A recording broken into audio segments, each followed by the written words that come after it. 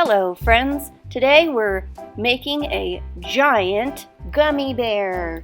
And first we need to sketch out the shapes. With your pencil, draw lightly and make sure you're using all of the space.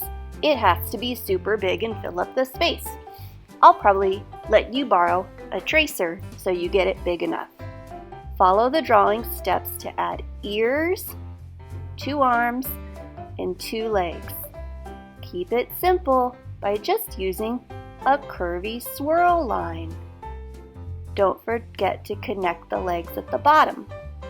Then, wait, I forgot, gotta sketch the face. Remember, keep it nice and simple. Then it's time to paint.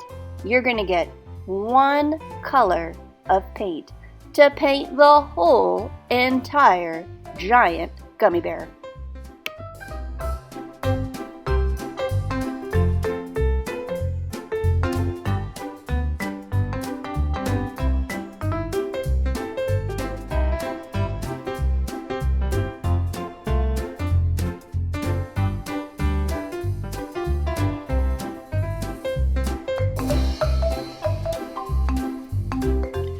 Next, it's time to add the black paint with a nice clean brush. Go over the outside shapes of your gummy bear, over some of your pencil lines to really make the shapes stand out. The black line also serves as a bit of a shadow for the gummy bear, which in real life would be 3-dimensional and show some of those shadows.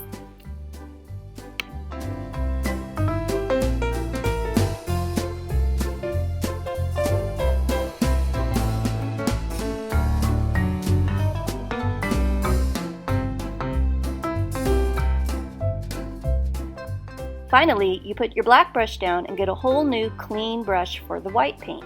The white paint is going to be just on parts of your gummy bear, kind of on one side of the gummy bear. Just a streak of white paint is going to really make your gummy bear look 3-dimensional. It's adding a highlight.